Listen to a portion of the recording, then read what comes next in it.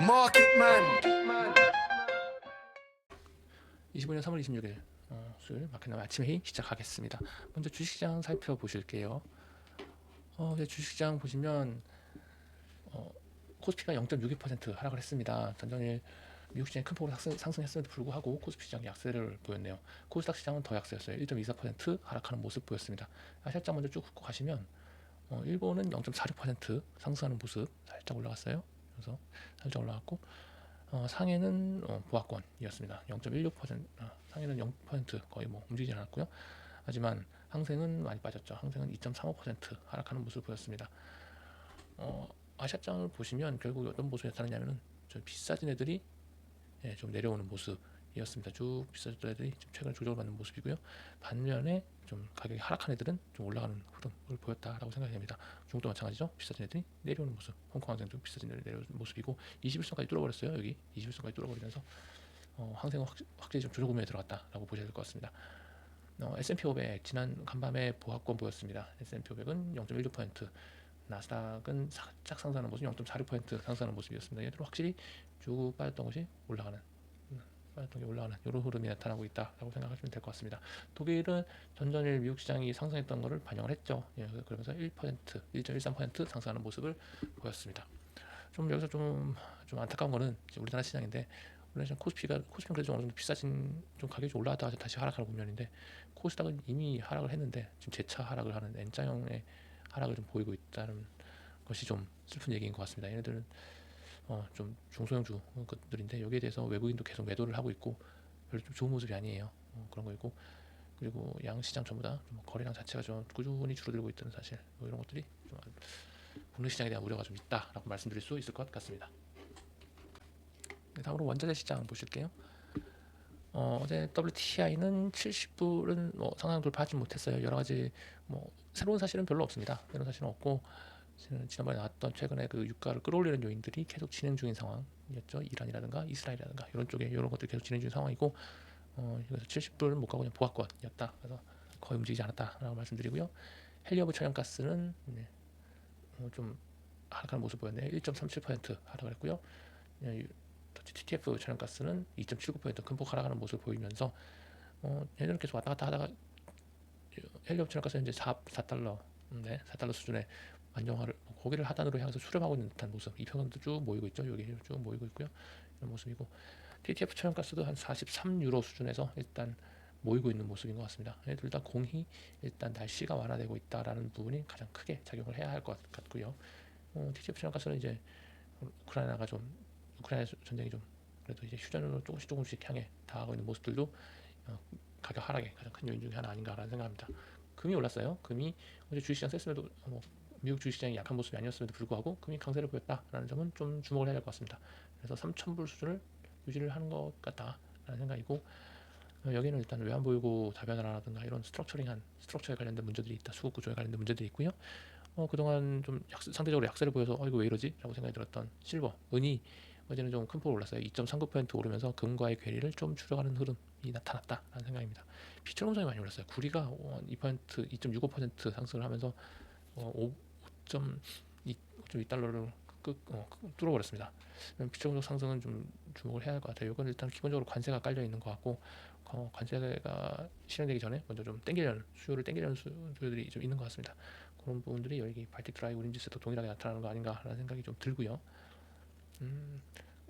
일단은 글쎄 저는 그런 부분들도 있긴 하지만 중국 경기가 그래도 좀 살아나고 있는 거 아닌가라는 생각, 그리고 유로존 경기가 좀 살아나고 있는 거 아닌가라는 생각이 들어서 이런 부분들이 교역량 증가로 좀 이어지는 거 아닌가 라는 생각을 계속 하고는 있습니다.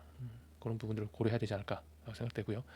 그 농산물 원자재는 계속 가격이 안정화되고 있어요. 낮은 수준에서 등락을 이어가고 있습니다. 미국 대두도 마찬가지 흐름입니다.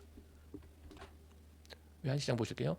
어제 국내 원달러 환율은 1470원 선을 좀 위협을 했죠. 하지만 뚫고 올라가진 않았습니다. 일단 여기서 막히는 모습이고요. 이 부분이 좀 해결되려면 우리나라 여러 가지 정치적 불확실성들이 좀 많이 해소가 되어야 되지 않을까라는 생각을 합니다.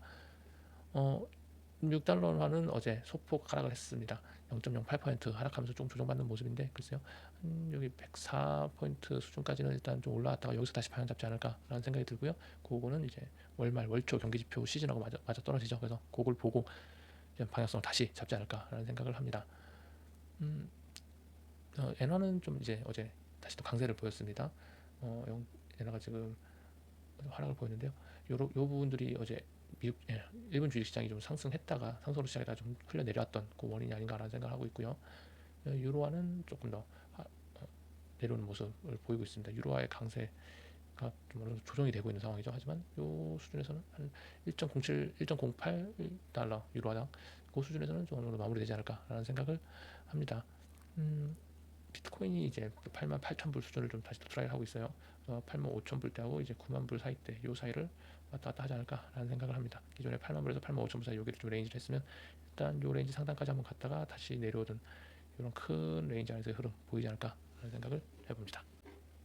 네, 채권 시장입니다. 어제 우리나라 시장은 전전일 미국 시장이 올랐던 걸 거의 반영 안 했어요. 미국 시장 9bp 올랐었는데 전전일에 우리나라 시장은 거의 반영 안 했습니다. 국고 3년이 1bp 올랐고요. 국고 10년도 1bp 오르는 수준으로 그쳤어요. 그 사이에 일본장도 올랐었고요. 호주도 그냥 큰 폭으로 상승하는 모습을 보였었죠. 호주 같은 경우에 6bp 올랐네요. 이런 모습들이 보이는데 우리나라 시장은 별로 반영 안 하고 1bp 수준에서 잘 막아냈다라는 생각을 해야 되나요? 금리가 뭐 상승하면 채권 가격은 안 좋은 거니까요. 그래서 요 상승 추세하고 요 하락 추세가 계속 수렴되는 모습이네요. 채권 10년물들은 이렇게 쭉 이렇게 내려오는 모습인가요? 그래서 좁은 박스권 범위 내에서 움직이고 있다라는 생각입니다. 전체 미국 시장은 이제 경기 지표들이 좀 나왔죠.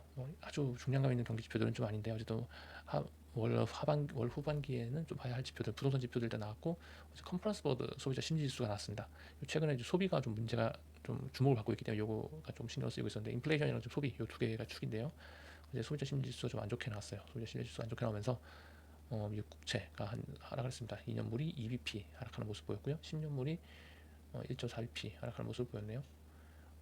지금 4.3이라는 요 10년물 금리가 계속 중심축으로 돌아가고 있는데 여기를 다시 돌아오는 걸까요? 원래는 4.5였죠. 4.5 수준에서 쭉 내려와서 4.3 수준 여기를 다시 또 하향 돌파를 할지 모르겠습니다.